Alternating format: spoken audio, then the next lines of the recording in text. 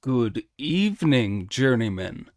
Welcome to the first of the last, what will it be, 7 days?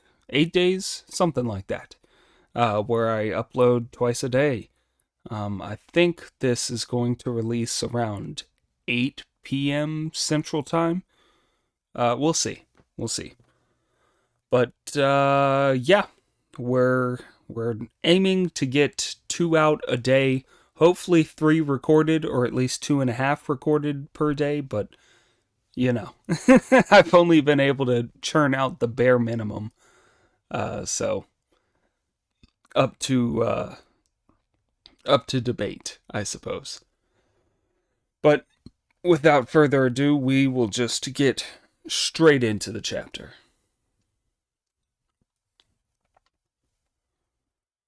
Chapter 86. The Mother of Wood lends his might in defeating the ogre. The Metal Lord uses his magic to wipe out the monster. The story tells how the great sage monkey was leading the horse and carrying the baggage while he searched the whole mountaintop, calling out for his master. Suddenly, Pig came running up to him, puffing and panting, to ask, "Why are you shouting like that, brother?" "The master's disappeared," Brother Monkey replied. "Have you seen him?" "Why did you have to play that trick on me when I was being a good monk with the Tang priest?" Pig asked. "What was all that about me being commander of the vanguard? I had to fight for my life before I could beat that evil spirit and come back in one piece. You and Friar Sand were looking after the master, so why ask me about it?" "I don't blame you, brother," said Monkey. "Somehow or other your eyes must have gone blurred. You let the evil spirit get away and come back to catch the monster again. When I went off to fight it, I told Friar Sand to look after the master, and he's disappeared too." "I expect he's taken the master somewhere for a crap," said Pig with a grin. But before he had finished speaking, Friar Sand turned up. "Where's the master, Friar Sand?"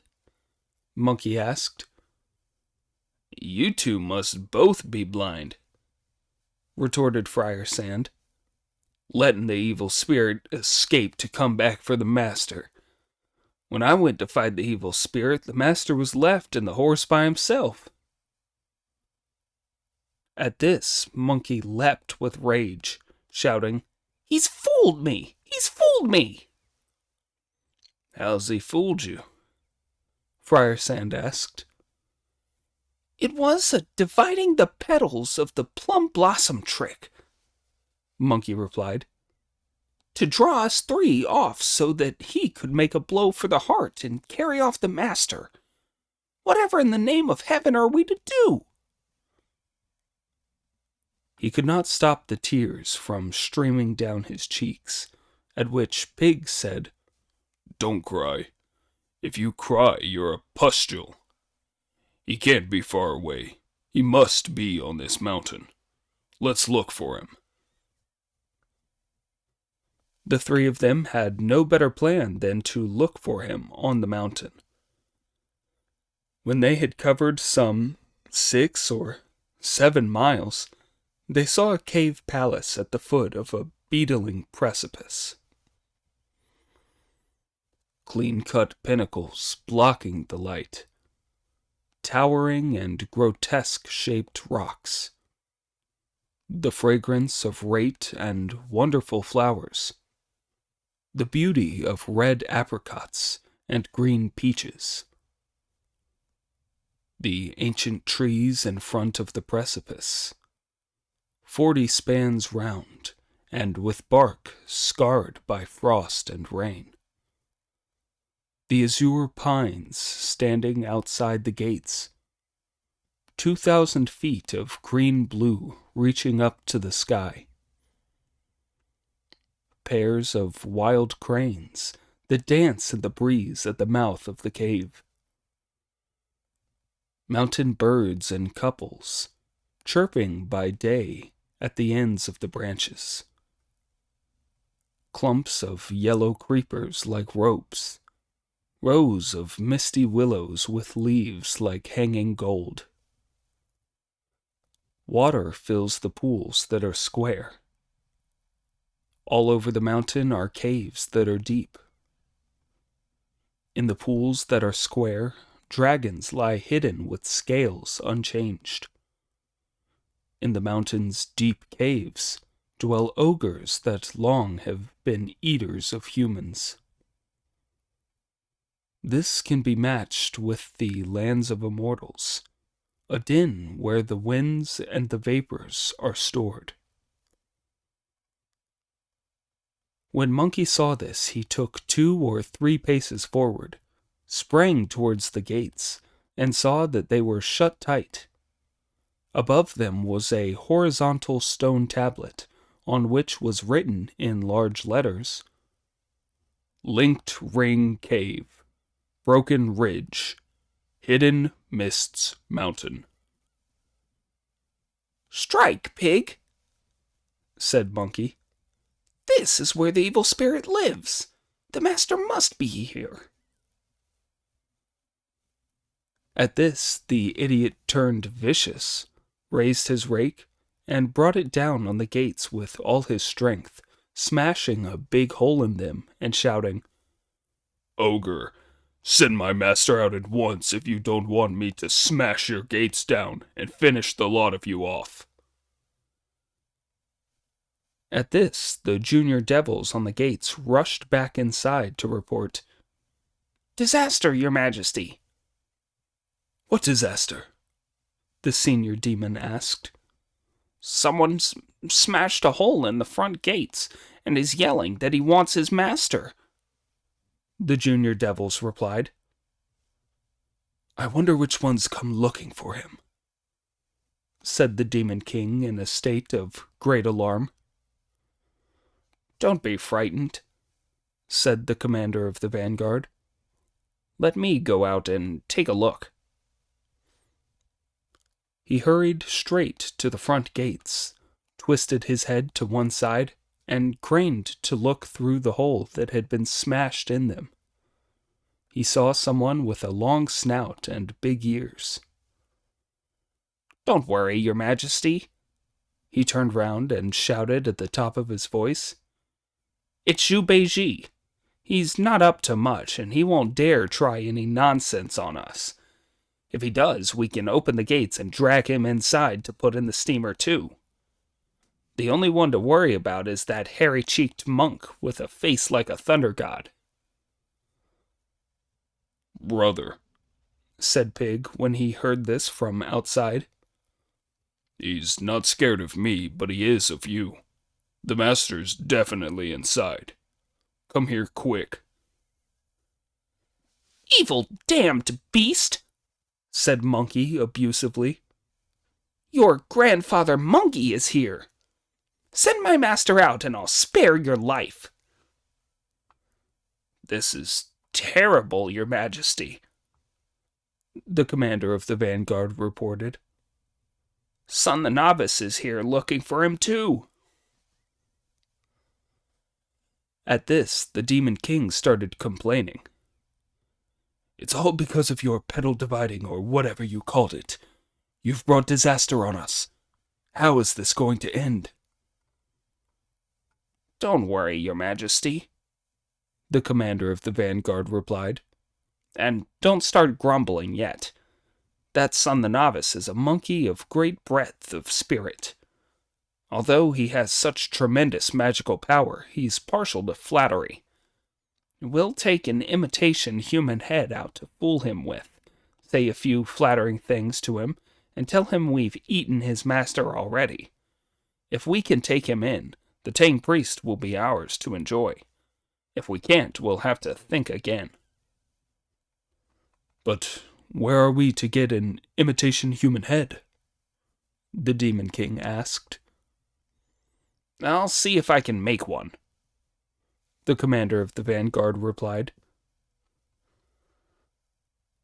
The splendid ogre then cut a piece of willow root with an axe of pure steel into the shape of a human head, spurted some human blood on it from his mouth to make it all sticky, and told a junior devil to take it to the gates on a lacquer tray, calling, "My lord great sage, please overcome your anger and allow me to address you." Brother Monkey really was partial to being flattered, and when he heard himself being addressed as "My lord great sage," he grabbed hold of Pig and said, "Don't hit him. Let's hear what he has to say." To this, the junior devil with the tray replied, "When my king took your master into the cave, the junior devils were naughty and behaved very badly. They gobbled and gnawed and grabbed and bit, and ate the whole of your master up except his head, which I have here." "If you've eaten him up, that's that," Monkey replied. "Bring the head out and let me see whether it's real or false." The junior devil threw the head out through the hole in the gates, a sight that startled Pig, howling and saying, "This is terrible. The master went in looking one way, and he's come out looking like this." "Idiot," said Monkey. "Have a look and find out if it's real before you start crying." "You're shameless," said Pig. "How could there ever be such a thing as a fake human head?" "This one's a fake," Brother Monkey replied. "How can you tell?" Pig asked. "When you throw a real human head, it lands quietly," Monkey explained. "But when you throw a fake, it makes a loud noise like a pair of wooden clappers. If you don't believe me, I'll throw it for you. Listen." He picked the head up and threw it against a rock, where it gave a hollow ring.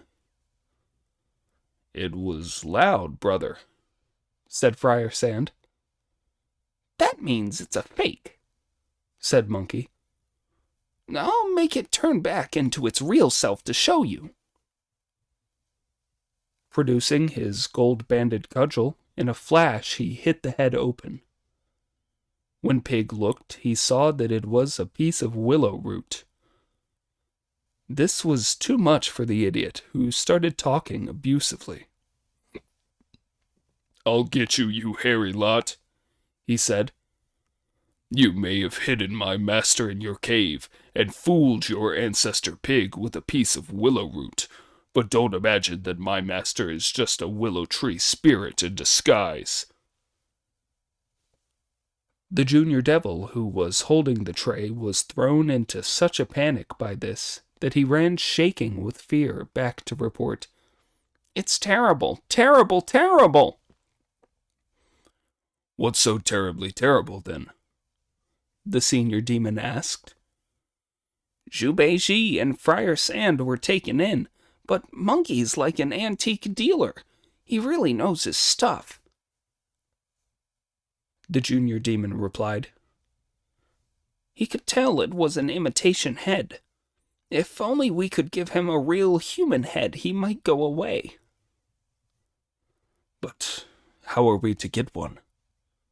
the senior demon wondered, then continued, "Fetch a human head we haven't eaten yet from the flaying shed."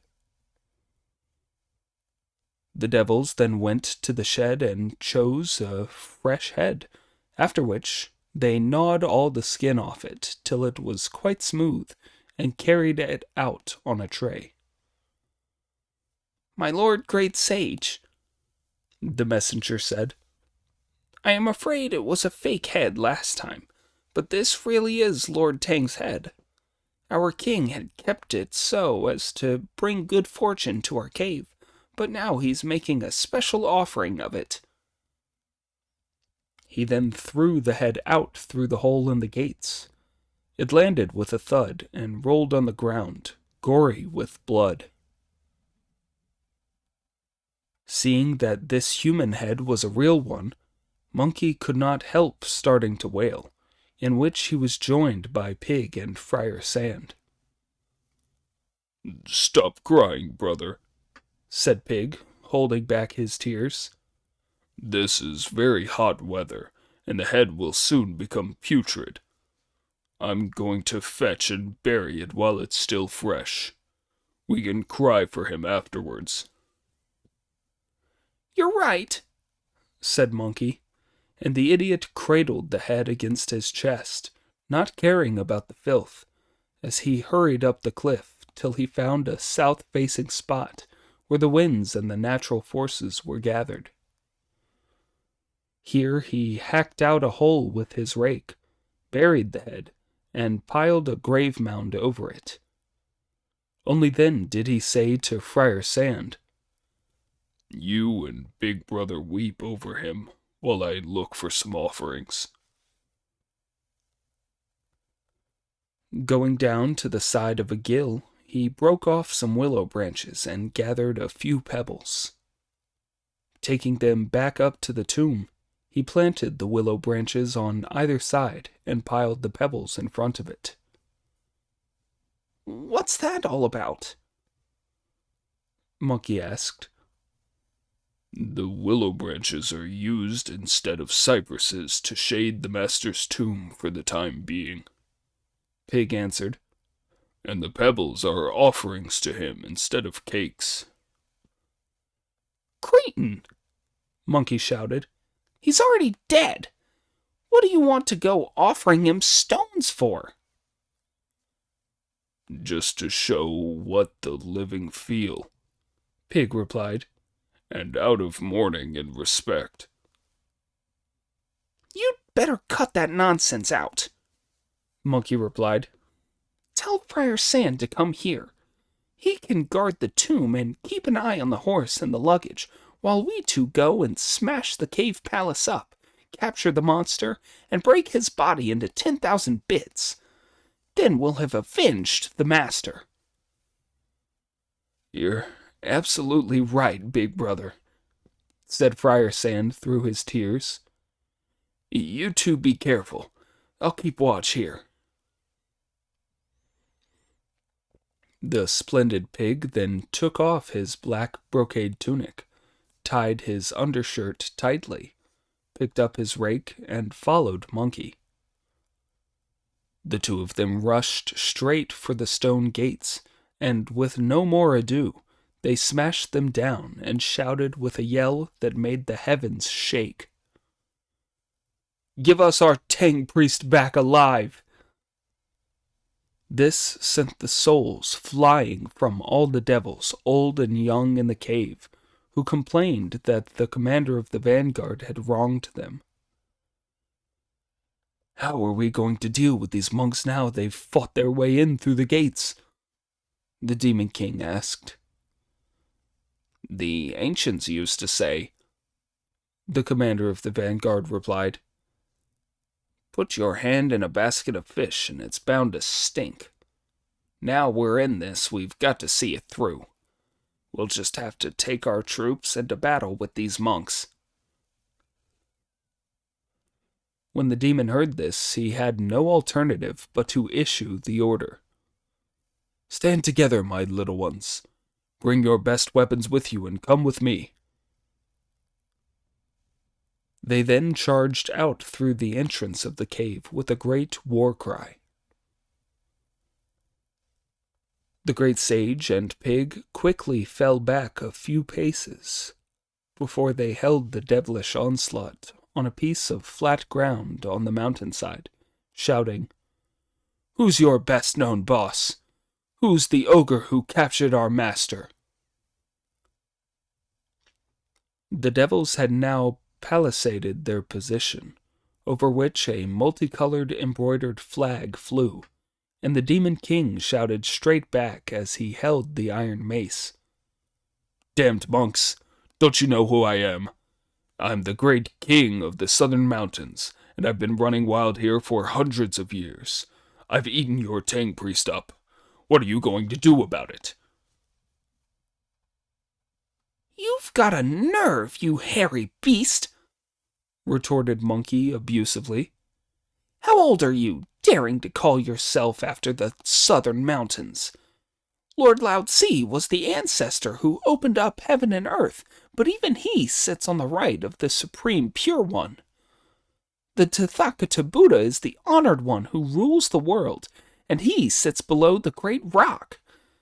Confucius the sage is the honored one of the Confucian school, and all he's called is master.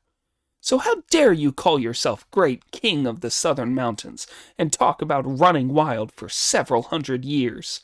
Don't move, and take this from your grandfather's cudgel." The evil spirit twisted aside to avoid the cudgel, which he parried with his iron mace. "How dare you try to put me down like that, monkey face?" said the monster, glaring furiously. "What kind of powers have you got, acting like a maniac at my gates?" "I'll get you, you nameless beast," replied Brother Monkey with a grin. "You evidently don't know who I am, so just stand there and make yourself brave while I tell you. My ancestral home is in the eastern continent, where heaven and earth nourished me for thousands of years. On the mountain of flowers and fruit was a magic stone egg. When the egg broke open, my roots were inside. My birth was not like that of an ordinary being. My body was formed when sun and moon mated. I cultivated myself with formidable effect. Heaven gave me a perceptive and cinnabar head. As the great sage, I dwelt in the palace in the clouds, using my strength in a fight against the Dipper and Bull Palace. 100,000 heavenly troops could get nowhere near me. All the stars in the sky were easily subdued. My fame resounds throughout the cosmos. I know all about everything between earth and sky. Since my conversion to Sakyamuni's teachings, I've been helping my master on his journey to the west. When I clear a path through mountains, no one can stop me. My skill at bridging rivers causes demons distress. In forests, I use my power to seize tigers and leopards. I capture wild beasts barehanded before sheer cliffs. For the sake of the East's true achievement, I have come to the western regions. What evil monster will dare to show itself? I hate the wicked beasts who have murdered my master. Their lives will all be ended at this moment." These remarks both shocked and infuriated the ogre, who ground his teeth, sprang forward, and struck at Brother Monkey with his iron mace. Monkey blocked it effortlessly with his cudgel, and would have said some more to him when Pig, unable to restrain himself any longer, started swinging wildly at the Demon King's commander of the vanguard.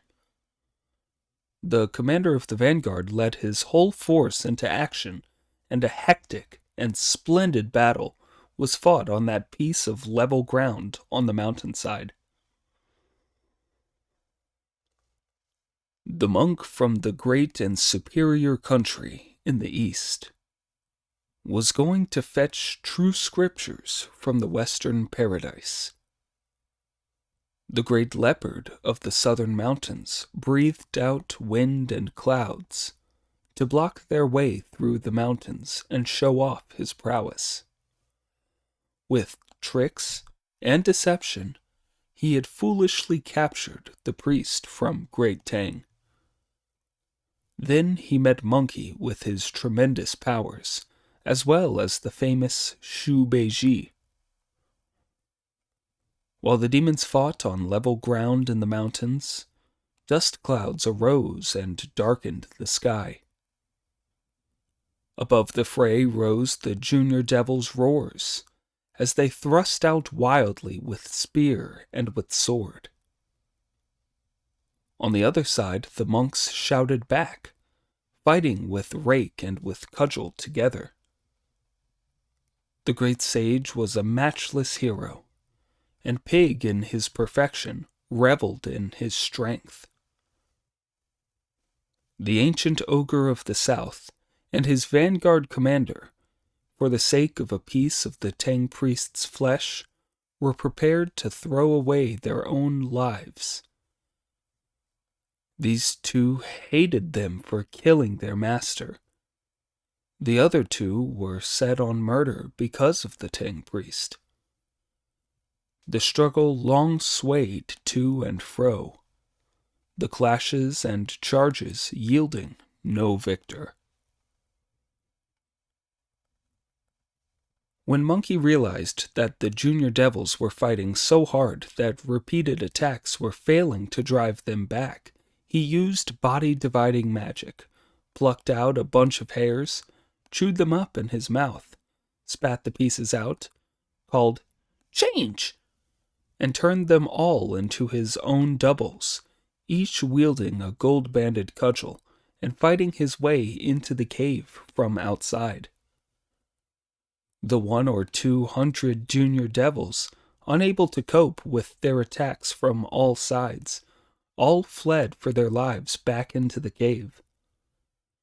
Monkey and Pig then fought their way back out through the enemy ranks from the inside.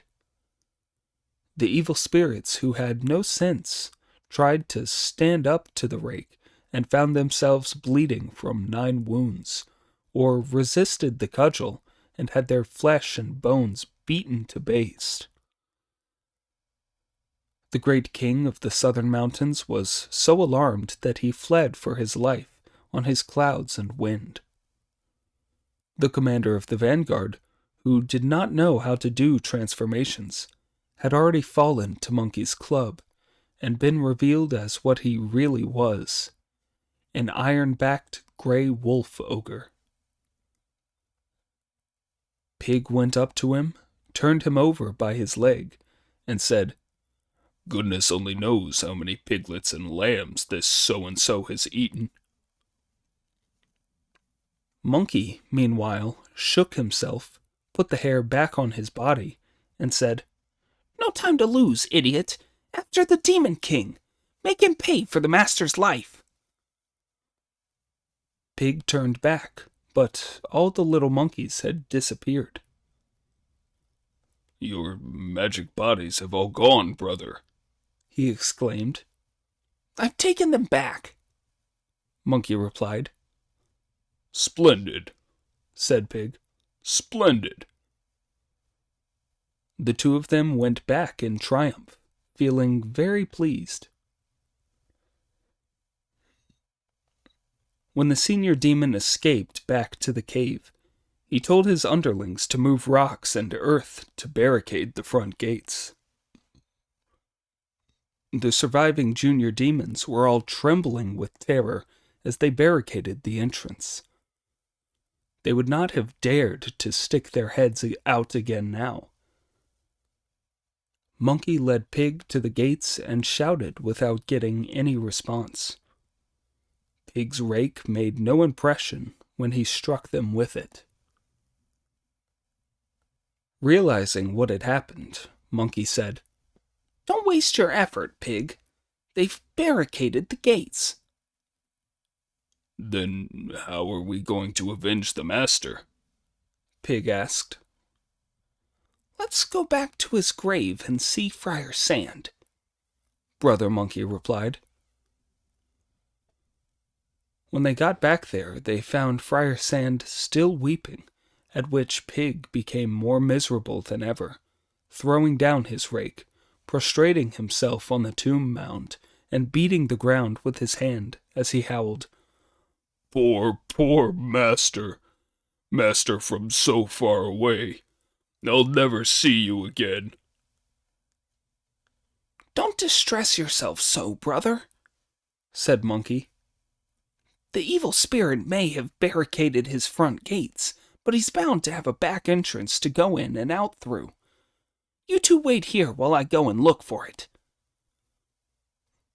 "Do be careful, brother," said Pig through his tears. Don't get caught yourself, too. We could never cope if we had to wail for the master, then for you by turns. We'd make an awful mess of it. No problem, said Monkey. I've got my ways of doing things. Putting his cudgel away, the splendid great sage tightened his kilt, stepped out, and went back over the mountain. On his way, he heard the sound of flowing water. When he turned round to look, he saw that there was a brook flowing down from above him, and beside the gill was a gate, to the left of which was a drain pipe, from which red water was coming out. Goes without saying, he thought.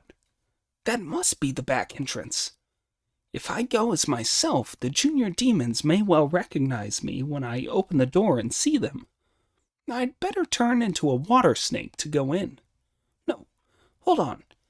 If the master's spirit knows that I've turned into a water snake, he'll be angry with me as a monk for turning into something so long drawn out. I'd better turn into a little crab. No, that's no good either. The master would be cross with me for having too many legs for a monk. So he turned into a water rat, who slipped into the water with a soughing sound, and went straight to the inner courtyard along the drain pipe. Here he thrust his head out for a look around and saw some junior devils setting out gobbets of human flesh to dry in a sunny spot. Heavens, said Monkey. That must be what they can't finish from the master's flesh. No doubt they're drying it to save for a rainy day. If I'd turned back into myself now, went up to them and wiped them out with one swing of my cudgel, I'd be making myself look brave but stupid. I'll do another change, go in to look for the senior devil and find out what's what. With that, he jumped out of the drain, shook himself, and turned himself into a winged ant. Indeed, weak and tiny, and known as black colts, they hide away for many a day till they have wings and can fly. Casually crossing beside the bridge, they draw up their ranks. They enjoy battles of high strategy under the bed. Because they know when rain is coming, they block their holes and build their mounds of dust that turn to ashes. Light they are, and delicate and quick, rarely observed as they pass the wicker gate. He spread his wings and flew straight into the inner hall, unseen and unheard. Here the senior demon could be seen sitting very angrily in the seat of honor, while a junior devil ran up from behind to report, "Many congratulations, Your Majesty." "What on?" the senior demon asked.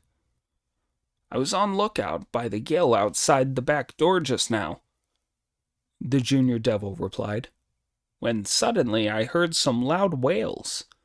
I rushed up to the top of the mountain to take a look and saw Zhu Beiji, Son the Novice, and Friar Sand all bowing to a grave and weeping bitterly. I think they must have taken that head for the Tang priests and buried it, piled up a grave mound, and mourned for it." When Monkey overheard this, he said to himself with delight, "From what he said, they've still got the master here and haven't eaten him yet. I'll take a look around and find out if he's still alive, then have a word with him." The splendid great sage then flew into the main hall and looked all around until he saw a very tiny doorway on one side of it. It was firmly shut, and when he squeezed through the narrow gap between the doors, he found himself in a big garden in which he could vaguely make out the sound of sobbing. Flying further inside, he saw a clump of tall trees, at the foot of which were 2 tied men. One of these was the Tang priest.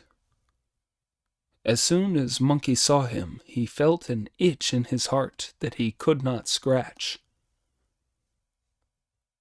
He could not help turning back into himself, going up to Sanzong and calling, "Master!" When the Tang priest saw who it was, he started crying and saying, "Is that you, Wukong? Save me as quickly as you can, Wukong." "Don't keep saying my name, Master," Monkey replied. "There are people at the front and the secret may get out. As you're still alive, I can rescue you. The ogre said they'd already eaten you and tricked me with an imitation human head. Now we're in a bitter struggle with them. There's no need to worry, Master. Just stick it out for a little longer till I've beaten the evil spirit. Then I'll be able to rescue you." The great sage said the words of a spell, shook himself, turned into an ant again, and flew back into the hall, where he landed on the main beam. From here, he saw the surviving junior devils jostling and shouting. One of them sprang out from the crowd and said, "Your Majesty, now they know we've blocked the main gate and they won't be able to fight their way in. They've given up hope. They've even made a tomb for the wrong head. They spent today mourning for him, and they'll do the same again tomorrow and the day after. I'm sure they'll go away after that. Once we find out that they've split up, we can bring the Tang priest out, chop him up into little bits, and fry him with aniseed. Then everyone will be able to eat a piece when he's steaming hot, and we'll all live forever." At this, another junior devil clapped his hands together and said, No, he'd taste much better steamed." "Boiling him would save some firewood," another put in. "He's such a rare and wonderful thing," said someone else, "that we ought to salt him down and take our time over eating him." When Monkey heard all this from up among the beams, he thought with fury, "What harm did my master ever do you? Why are you making these plans to eat him?" He pulled out a handful of hairs, chewed them up into little pieces, blew them lightly out of his mouth, and silently recited the words of the spell that turned all the pieces into sleep insects.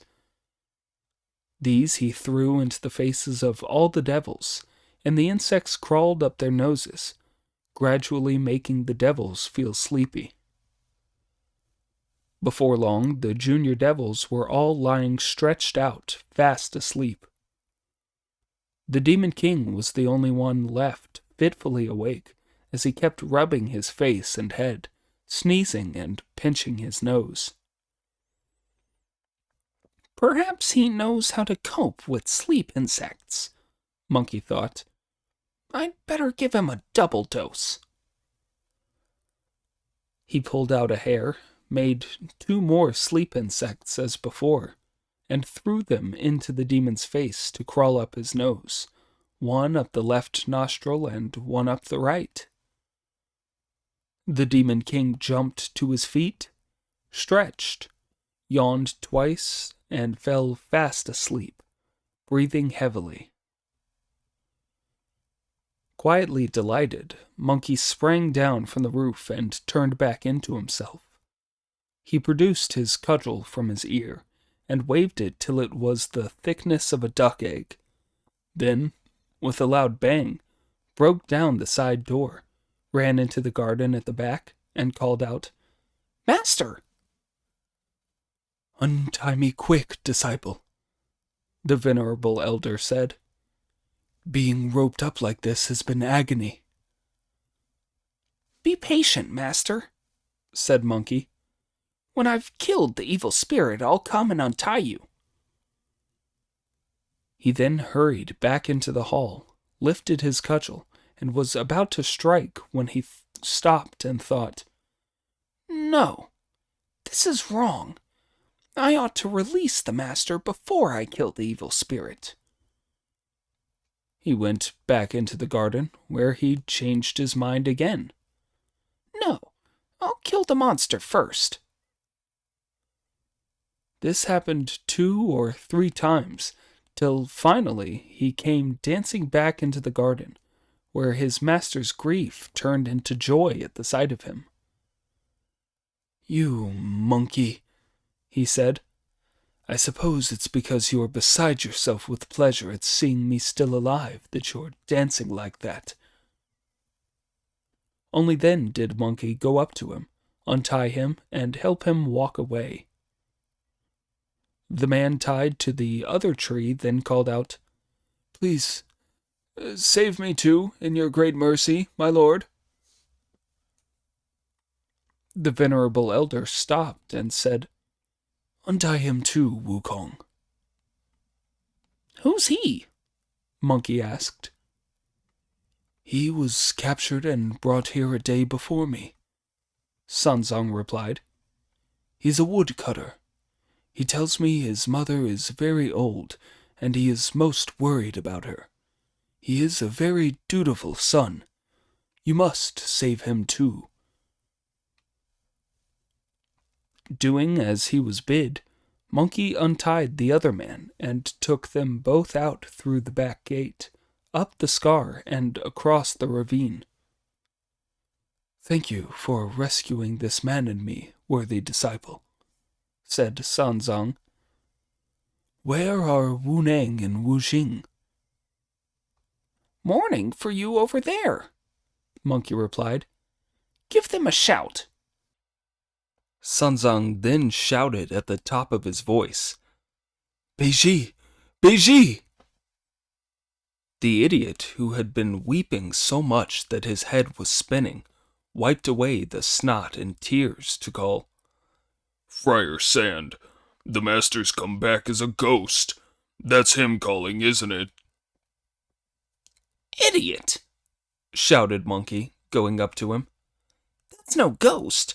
It's the master himself." When Friar Sand looked up and saw who it was, he fell to his knees in front of Sanzong and said, "Master, you've suffered terribly. How did Big Brother rescue you?" Monkey then told them everything that had happened. When Pig heard all this, he gnashed his teeth, unable to restrain himself from knocking the tomb mound over with one blow of his rake, digging out the head and smashing it to pulp. "Why are you hitting it?" the Tang priest asked. Master, said Pig. Goodness only knows what kind of wretch he was, but we all mourned for him. "It was thanks to him that I'm still alive," Sanzong replied. "When you disciples attacked their gates and demanded me, they took him out to fob you off with. Otherwise they would have killed me. I think we should bury him properly as a mark of our monastic respect." When the idiot heard his master saying this, he buried that bag of flesh and bone that had been beaten to a pulp and piled up a tomb mound over it. "Master," said Brother Monkey with a smile, "won't you sit here for a while I go to wipe them out?" With that, he leapt down the cliff, crossed the ravine, went into the cave, and took the ropes with which the Tang priest and the woodcutter had been hound into the hall, where he used them to truss together the arms and legs of the Demon King, who was still asleep. He then lifted the demon up with his cudgel onto his shoulder and took him out by the back door. You're making things difficult for yourself, brother, said Pig when he saw him coming from a distance. "Why don't you find another to balance him?" Monkey then set the Demon King down in front of Pig, who raised his rake and was just about to hit him when Monkey said, "Wait a moment. We haven't captured the junior devils in the cave yet." "If there are any left," Pig said, "take me in with you to smash them." "Smashing them would be too much trouble," Monkey replied. "The best thing would be to find some firewood and wipe them out that way." When the woodcutter heard this, he led Pig to a hollow to the east to find some broken ends of bamboo, pines that had lost their needles, hollow stumps of willows, creepers broken off from their roots, withered artemisia, old reeds, rushes, and dead mulberry. They carried a lot of this into the back entrance, where Monkey set it alight, and Pig fanned the flames with both ears. Then the great sage sprang up, shook himself, and put the sleep insect hairs back on his body. When the junior devils woke up, they were all already on fire. Poor things! None of them had the faintest chance of surviving. When the whole cave was burnt right out, the disciples went back to see the master. When Sanzang saw the senior demon had woken up and was shouting, he called, "Disciples, the evil spirit has come round." Pig went up and killed him with one blow of his rake, whereupon the ogre turned back into his real form as a leopard spirit with a coat patterned like mugwort flowers.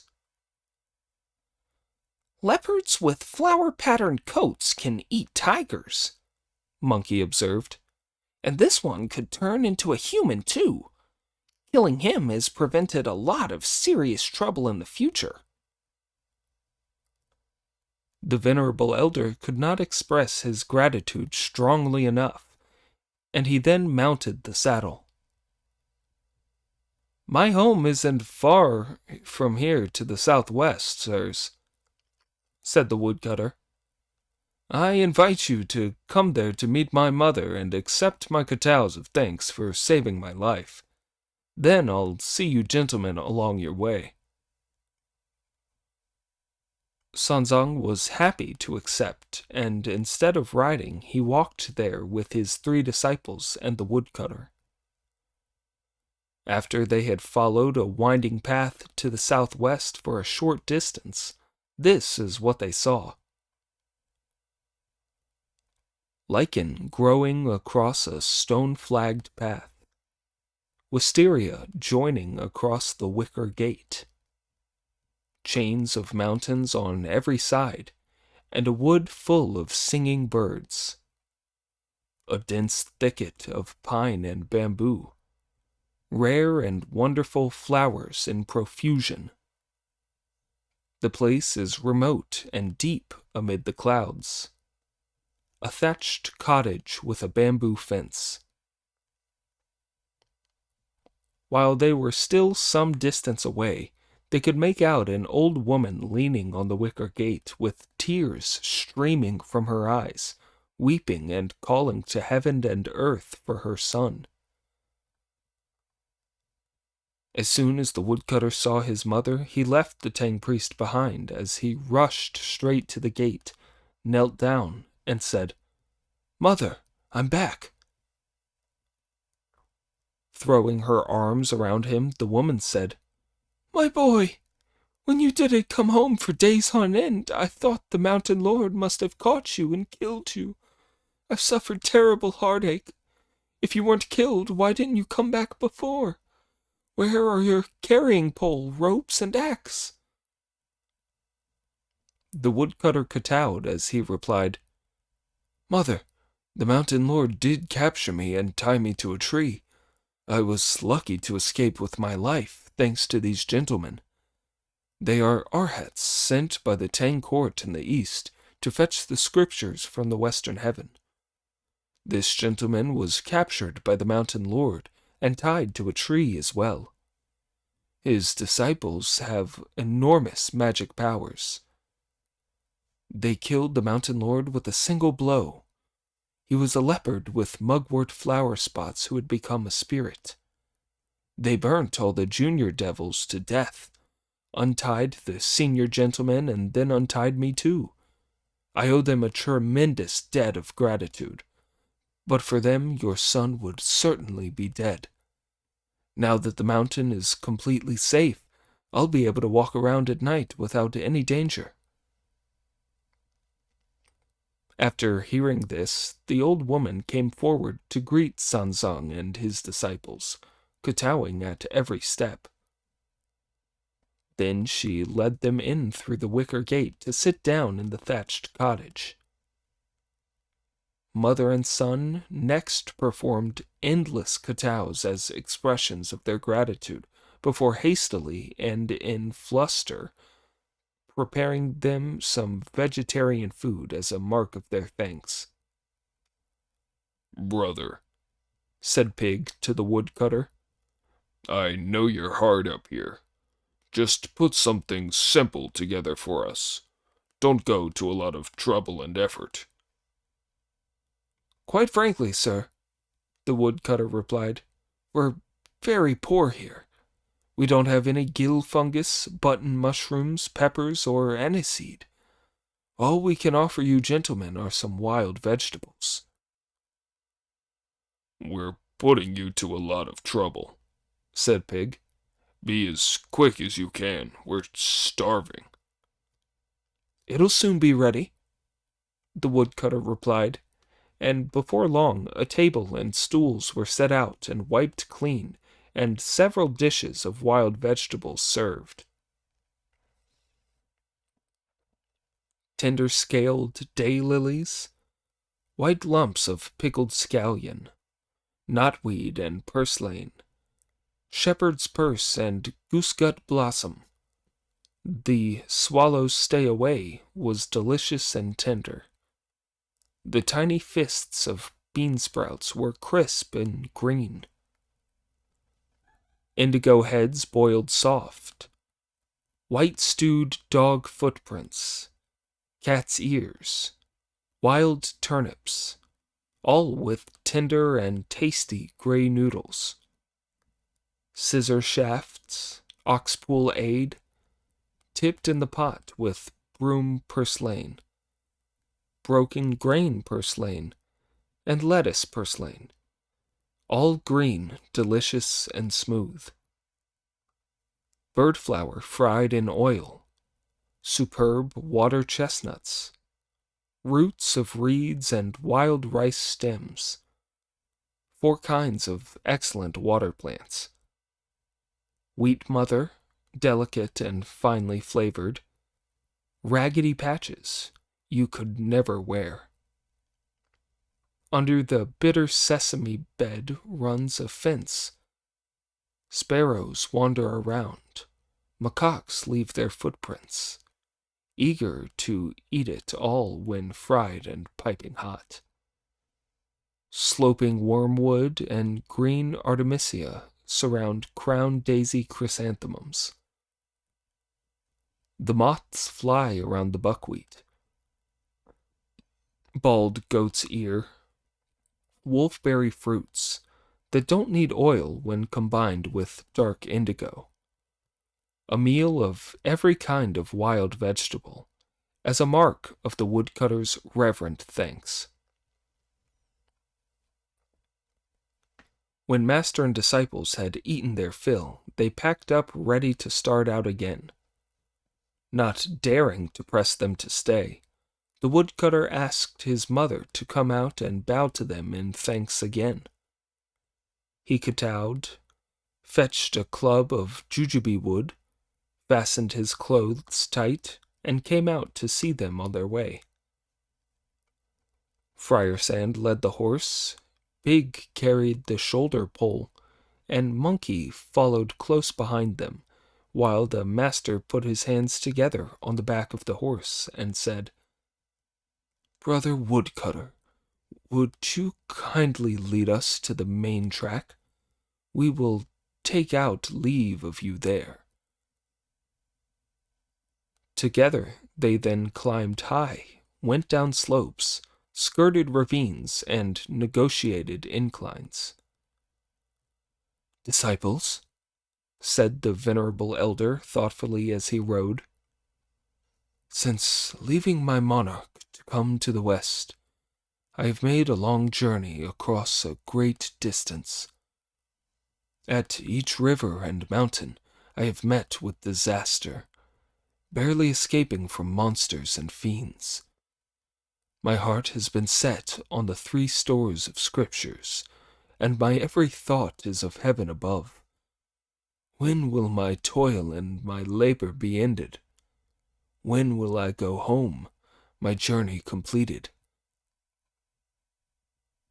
When the woodcutter heard Sanzang saying this, he said, "Don't be so downhearted, sir. It's only some 300 miles west along this road to India, the land of paradise." As soon as Sanzang heard this, he dismounted and replied, "Thank you for bringing us so far. Now that we are on the main track, please go home now, brother woodcutter, and give our respects to your venerable mother. We poor monks have no way to reward you for the sumptuous meal you gave us just now, except by reciting surahs morning and evening to protect you and your mother, and enable both of you to live to be 100. The woodcutter took his leave of them and went back by the way he had come. Master and disciples then headed west together. Indeed, the ogre subdued and wrongs set to right, he escaped from his peril. Having been shown this kindness, he set out on his way with the greatest of care. If you don't know how long it was till they reached the western heaven, listen to the explanation in the next installment.